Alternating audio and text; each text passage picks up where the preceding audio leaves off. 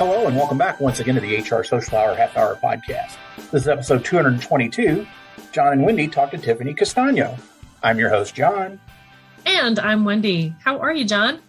Wendy, I am well. It is hard to believe we're at the end of May. I know, right? I think about, who we're at the end of school. It's the end of the month. It's a weird time right now. It is indeed. And being the end of May, it is also the end of our latest sponsorship time with Namely. We want to thank them once again for being part of our team. Yes. and part of our conversation. Wendy, it's weird. It was really weird to record with somebody else last week. So I'm glad you're back, but Paul did a yeoman's job filling in, and we talked a little bit about this, but we talked pro wrestling, and hopefully people listened and gave it a chance. But Namely was there with us, and we were able to recognize them again. Award-winning things they've got going on. Thanks, Namely, as always. We love you, and we're glad you're with us. Very happy to have Namely as part of our ongoing family. Yes, love Namely, love what they're doing. So be sure to check them out. Wendy, it may be the end of May. We've got something coming up that we wanted to start talking about now. Yes. We're laying that framework. We're letting people know it is important. They need to get it on their calendars. We're going to be friendly reminding. Is reminding a word? Reminding people. Or reminding. I like it. I'm going to use reminding. We're going to tell people though, this thing coming up, we want you there. It's a big one. What else do I say, Wendy? What else can we say? Yeah, if we have to be sure that everyone gets it on their calendars and shows up. Sunday, June 12th, 7 p.m. Eastern Time is the first Twitter chat of June. It also marks roughly the 5-year anniversary of us starting this whole thing. Isn't that crazy? It is. And it really is hard to think, really hard to believe that. And I've lost track of the number of chats now. I'm going to guess we're in the 80s, if not close to 90. I don't recall. Something like that, yeah. 5 years in, it's a big deal. We're really excited about it. We recognize there's a big HR conference going on. And a lot of you that are part of our community and part of the chat, you're going to be at that event. We hope you can make some time to join us. Mm-hmm. If you are not going to be attending that big HR conference, we hope you will come hang with us. Yes. At least for that hour. We're going to celebrate 5 years of this, Wendy. Again, just like we did 5 years ago, we were all missing out. We felt sorry for ourselves. And so we had our own party, and we're just going to do the exact same thing. We're not going to necessarily be talking about any conferences in general. We're going to talk more about the chat and this community and the things that we have done in the last 5 years collectively. It's our show. We can do what we want. It's our show, our chat. We're going to do what we want. We really want to make this a really special time. We want all of you to be able to take part and be there, hopefully during the actual hour. If you answer the questions later, it's cool. Yeah. But we want to make this a really big to-do. We're putting it out there. You're going to see a lot about it between when you hear this and the 12th. Sunday, June 12th, 7 p.m., 5-year anniversary of Eastern Time, of the HR Social Hour chat in its current form, starting out of that whole thing and that whole conversation so long ago. It wasn't, it was a long time ago, but it just feels like a part of life at this point that it makes sense. And, thankful for the HR community that has supported us through all of it. Yeah, I'm just going to reiterate what John said. We hope to see you there during the hour. Say hi, selfies, gifts, whatever it is. I think we're going to have a blast. I want to hear more about these gifts later. We're going to talk about that offline. I don't know where gifts come in, but we'll figure something out. Not gifts with a T, but gifts. Oh, I thought you said gifts. Yeah. That makes much more sense. Thank you. And see, then it goes to why should it be GIF or GIF? I don't know. I don't know, but hey, you know what? I am going to, pulling back the curtain, a week from today that we're recording this, I will be at a live conference. So maybe there will be gifts with a T. We definitely need to mention that. Make sure that if you're at Unleash in Vegas, of all places, make sure you find Wendy. Find me. Tweet her, message her, somehow. Find her. I will have stickers. I will have stickers. I have a stack that I'm taking with me. So, and be recording from Vegas too. I'm kind of excited about that. Nice. Yeah. Very cool. Speaking of very cool, I'm excited about tonight's guest. who it turns out I am traveling for work right now. So she's not too far from where I am. It's kind of funny how life works that way. Yes. Have heard so many great things about her. And in fact, she's been a name recommended, somebody yes, she to has follow been. here. Excited to get the conversation going. Let's make the introduction and we'll go from there. Yeah, so excited that Tom Shin made the introduction to Tiffany for us, because this is what we love. We love how the community grows, and you all listeners, if you have someone we need to meet and you want to share with the community, let us know. We would love to meet more folks like Tiffany. Tiffany is CEO and founder of CEPHR LLC, a human resources consulting firm that supports small to mid-sized businesses to build their infrastructures to scale, strong teams, and a strong employer brand and culture. Her why is building more psychologically safe organizations and cultures and stronger leadership to support the people and processes within an organization. Well, Tiffany, welcome to the show. So excited to have you here and introduce you to the community. Our first question, as always, though, what is in your glass? Ooh, fun stuff. I like how we're starting. It is a 2020 Edmundo Argentinian red cab, and it's delicious, super smooth. Ooh, I love Argentinian wine. It's so good. So good. Tiffany, again, we're really excited that you were able to join us. And as we always start when we have somebody on, how exactly did you get your start in human resources? Ooh, I love this question, and thank you for that invitation. So I started out at a trucking company back in 2008, which sounds like a weird thing, and it was a weird time, right? And so that's how I got started as an HR assistant. And that company was both unionized and non-unionized. So it was my first kind of foray into that.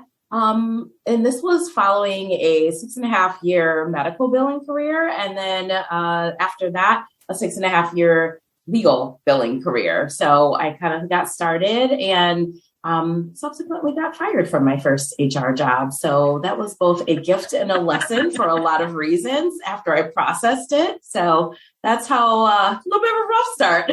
So. All right. So I have some questions about my medical bill. No, I'm kidding. We're not going to go down that. I might be able to still answer them. We could probably go on for hours about medical billing, I'm sure. I am sure on that. How does one make the jump from medical billing, either from a legal perspective or hospital or medical organization? How do you make that jump to that first HR job? Yeah, it was, really born out of the why that I carry with me today. Often I found that I wasn't getting very empathetic or vulnerable people who worked in HR. They didn't seem to follow up or care about me as a human. These were not really, at times, people first organizations. And so I thought, well, I like people. I'm nice to people. I'm a nice person. So I want to help people and I can do that. And then a really good mentor of mine told me, if that's why you're getting into HR, get out. I loved my medical billing career. I understand now, but I was crushed at the time. Now I totally get it. But definitely, loved my medical billing career, and then ended up leaving a job at that point and worked with an agency who said, well, what about legal billing? And I'm like, that is not the same thing. This is not going to translate. Loved that career for a while, but I was like, I want to do something else. So discovered HR because my social work program had a 4-year wait. So it's really been quite a journey to find myself in my career. Wow. Because I was going to ask, so do you still like people after being in HR? I do, but there are challenges, right? But I was just like, no, we just need to be nice to them and everything will be fine. And I thought employers were evil empires, and it was all about the people. It's a mix, but it's been an interesting ride for sure. Lots of lessons. So from there, you have started your own consulting firm 2 years ago, actually, in the middle of the pandemic. So we obviously know you're a little bit out of your mind. We have to know what led you to start your own consulting firm. What are some of the challenges that you've run into in starting a firm during a pandemic? Thank you for that acknowledgement of the 2 years. It actually just happened on May 11th. So pretty fresh and new. I'm still celebrating that. And it really was rather accidental. I say that a little bit tongue in cheek because I wanted to do this for over a decade and was wanting to cling to the security of a secure paycheck and fear, lack of confidence, but at the same time, having a nagging feeling that there was more out there. There was more impact to be done than I could do in one organization.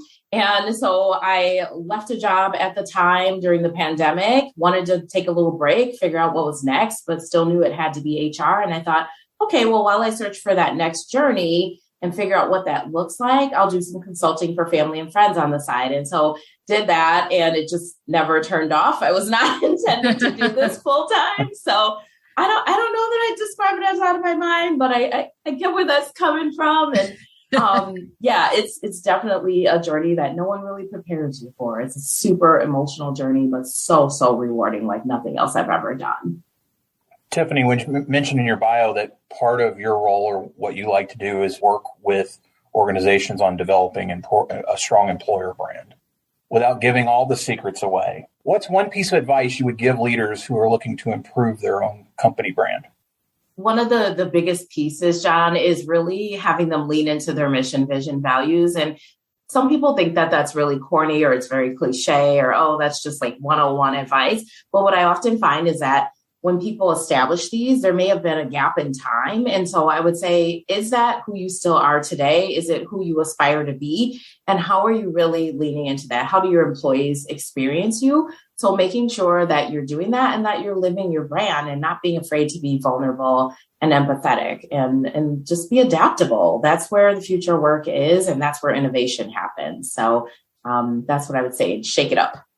How often are you finding that people, maybe they either don't have a strong sense of value, or it is they had one set of values and then they're off an entirely different direction? Is that something you see often? Is that really more, hey, we just kind of need to fine tune, or what does that look like for many of the people that you've worked with or seen?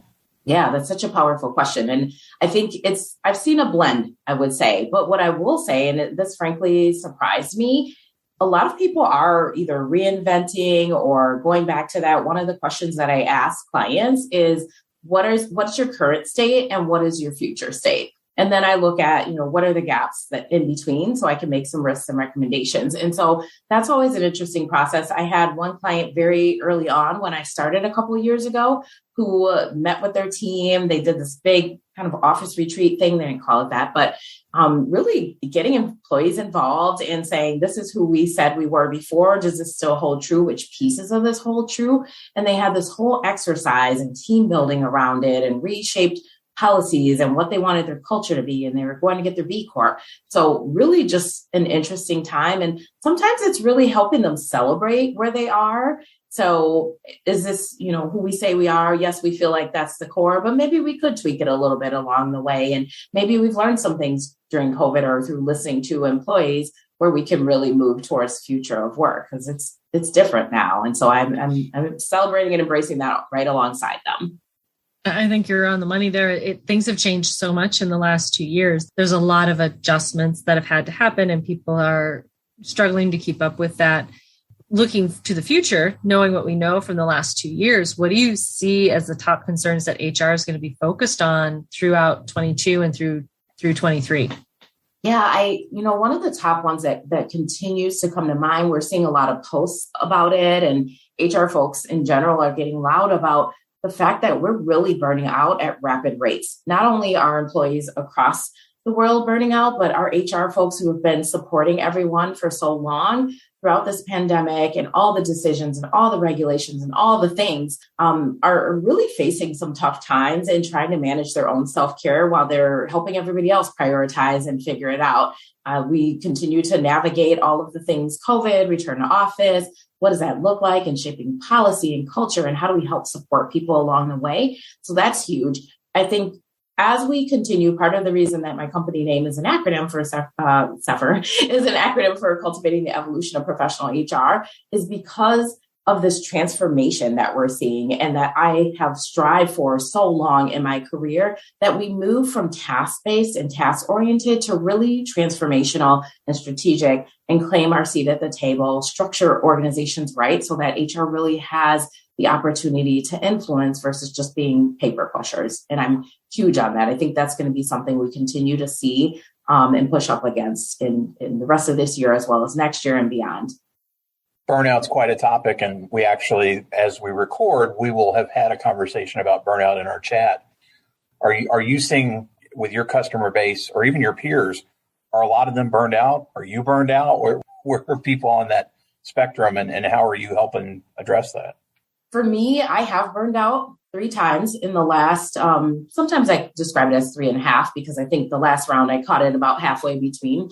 But I have, as an entrepreneur, I've burned out and trying to figure it all out, navigate this, be an HR person who's supporting my clients, my HR community, my family, my friends, people come to you. There's a lot that gets pulled out of HR people in terms of effort and energy and thought partnership, leadership.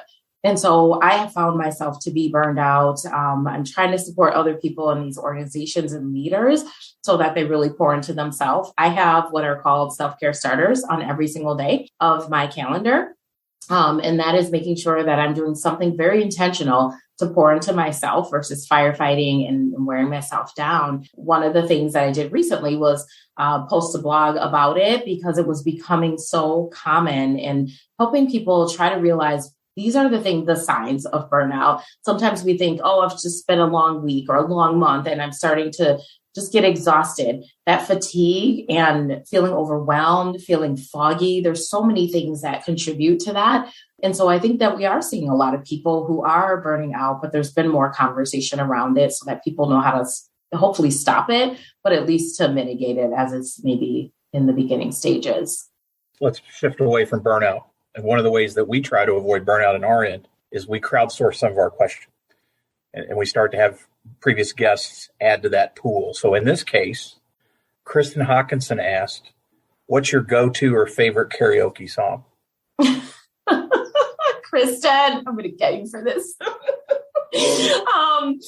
I cannot sing. I guess I'm going to have to go with Love Shack by the B-52s. And I say this because it is a good song, but also I have very vivid memories, maybe they're a little foggy, but memories of singing this with some work friends when I worked at a law firm. And we had a good night out on the town after a work party. And we continued drinking fishbowl margaritas. And we decided to get up there and sing that. And it was just very memorable and very fun. And so that's what I'd have to go with. I intentionally don't do karaoke. I like to go observe it, but no one needs to hear me sing. It's not pretty. I go watch. I'm not going to participate. I think Love Shack's one of those songs where, there's plenty of parts that if you can't carry a tune, there's parts for you to like participate, right? Yes. No unsinging person left behind. With that, we're going to take a quick break and we'll be right back. This episode of the HR Social Hour Half Hour podcast is brought to you by Namely. We all do our best to keep ahead of business trends, but keeping ahead can be its own full-time job. With everyone wearing multiple hats, it's easy to fall behind. That's why you need to make the switch to Namely, the all-in-one HR solution that adapts with your business. Namely helps you and your team with all aspects of HR, from onboarding and performance management to payroll and intuitive benefits enrollment. Whether you have 50 or 1,000 employees, all in one connected and modern platform. Plus, Namely is customizable for your company, culture, and goals, so they can match where you are now and adapt as you grow. Grow with Namely. And to learn more about making the switch today, go to namely.com. For a limited time, get 1 month free when you make the switch to Namely. Thanks again, Namely, for sponsoring this episode of the HR Social Hour Half Hour podcast. And now, back to the show. And we are back. Tiffany, it is now time for everyone's favorite part of our show, the half-hour question connection. We want to know, when you were a child, what career did you dream of? I always wanted to be an attorney. And so we talked about like my journey through my career, but even before that started, I was pre-law when I first got out of high school and went to undergrad. And so I always wanted to be an attorney. And then I decided, well, they work a lot of hours. They make a lot of good money, but and they help people, right? Because that's what I was aspiring to do.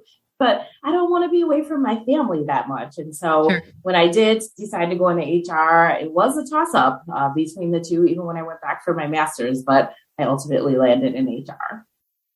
Tiffany, who's one person you've gained in your network in the last year that you think more people should know?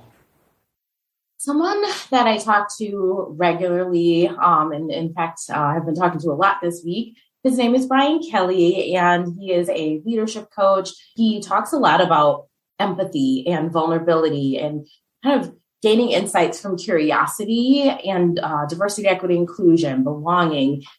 We met on Clubhouse. We might have met on LinkedIn right before that, but just a wonderful man who really is a great human as well. And I aspire to be him in a lot of ways, in the way that he coaches and leads everything with that. So I've learned a lot from him, and I really appreciate his friendship. Tiffany, if you could go back to the start of your career, what's one piece of advice you would give yourself based on what you know now? I would tell my former self to be who I was. I would say, I struggled a lot with confidence. And so I'd say, be who you are. And even if people don't see that, they don't appreciate it, they don't value you, to still let your voice be heard, because the future you is going to make so much impact and go on to continue doing great things. Tiffany, how do you enjoy giving back to the HR community or community at large? Oh, community. It makes my heart warm and fuzzy. It is a value that I share both personally and professionally. And so I do have a Friday series that I co-host. It's a diversity, equity, inclusion, belonging series every Friday. I co-host that with Suman Kapoor. And so it's a free space that we offer up to anyone who's ready to start their DEI journey, who is open to listening, wants to make impact in the world, wants to learn and just observe. So we host guest speakers and just a safe space for people to talk about what's going on in the world and their lives. How do we support them? And we work through problems and share resources. It's great. Recently, I've also been partnered up with the architecture community, thanks to my client, and I've been supporting them. Recently, we did a panel on equity in architecture. So I've been supporting them in their DEI efforts and really helping there. I love donating to great causes. I love volunteering my time as I'm able. And then I also serve on 2 boards here locally in Pittsburgh. Always busy. I give away a handful of pro bono hours of service as well throughout the year. Community is very, very important to me. Tiffany, what's your favorite movie? This one stumps me every time. I don't have a favorite movie or favorite song. I like a lot of things. Well, there's a few. So I really like the movie I Am Sam. I like Swordfish, and I really like Into the Wild. If I think about like kind of top 3, those are my 3. I like things that make, I do like thrillers too, but I really like things that make me feel good and make me think. So those are my favorite genres.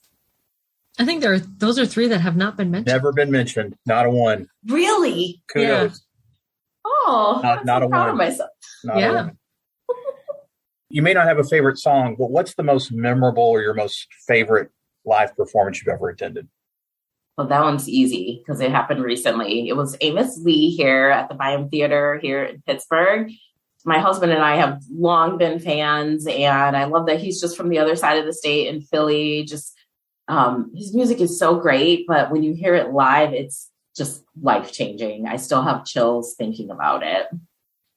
So, Tiffany, if you could be a part of a TV show or series, either as yourself or as a character, what would it be?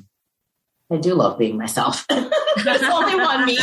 There's only one me, but I just love Viola Davis. And so if I had to be on TV, I'd probably, and remember, I used to want to be an attorney. So I'd probably be on How to Get Away with Murder. And before we start any rumors or gossip, it's because she's just this fierce, beautiful Black woman who is talented and sharp, and she motivates people and she develops them, and she does not put up with any BS. And I just love her as a character there, but she's also even off screen, not that I know her personally, but I can aspire to things. I would love to be her because she is just, she is fierce. She's a force to be reckoned with. Yes, I agree with that. Recently, it was announced that it's going to be Tiffany Castagno Day all around the world. What are we going to do to celebrate? Well, I think we're going to be in community and together. And I always have this phrase that I say, together is better. And I kind of created this hashtag because community and connection, especially across these last 2+ years, has been a thing for me. And I think for a lot of people, which is how we all got connected and others. So just in kindness, compassion for each other. That's what it would look like if it was Tiffany Castagno Day around the world. Awesome. Well, and Tiffany, as you know, we are outsourcing. If you could ask the next guest of the podcast any question, what would it be? I think it would be, I talked about my entrepreneurship journey and, what that's looked like. So there's been some unexpected surprises and challenges, but I would ask them, what has been the most unexpected positive surprise that they've seen over the last year? I like that. It's a good question. Well, Tiffany, it's now in the notebook. It will be asked very, very soon. I appreciate so much your time, and I definitely appreciate that together is better. I think that is something we have worked so hard to try to do with this show. This was tremendous conversation. I thank you so much for making time to be part of it. And thank you again, Tom Shin. I know you're listening. Yes. Thank you for the introduction. I know many of our listeners are probably not connected with you, and they're going to want to get to now. Best way for them to reach you out there. Yeah, my website's the best at www.CEPHRconsulting.com. I share a lot of information there. I have a YouTube channel, and I'm really active on LinkedIn. So those are probably the best places to reach me. We will have links to those in the show notes. And then, Wendy, how about you? Best way for listeners to reach you? Best way, as always, on my blog, mydailyjourney.com. And of course, the second and fourth Sunday of each month, you will find me on Twitter as part of our twice monthly Twitter chat, 7 p.m. Eastern time. How about you, John? Once again, and for the last time in May, thank you, Namely, thank you, Namely, for sponsoring this episode. We appreciate you so much. Be sure to check out namely.com to learn more about them. And as for me, johnthurman.com for all things John Thurman, and for the show, hrsocialhourpodcast.podbean.com. Listen, rate, review, share, and follow wherever you are, whatever platform you're on. You hit that follow button, you will get a new episode each and every week. Yep. International listeners, we'd love to talk to you about community because you are part of ours, and we want to discuss what is going on in your world. It is easier for you to get in touch with us than for us to get in touch with you. So reach out and let's start those conversations. Tiffany, again, really appreciate you being with us. And so for the HR Social Hour Half Hour Podcast, I'm John. And I'm Wendy. And as always, be sure to connect, give back, and network. Take care, everybody. We'll see you soon.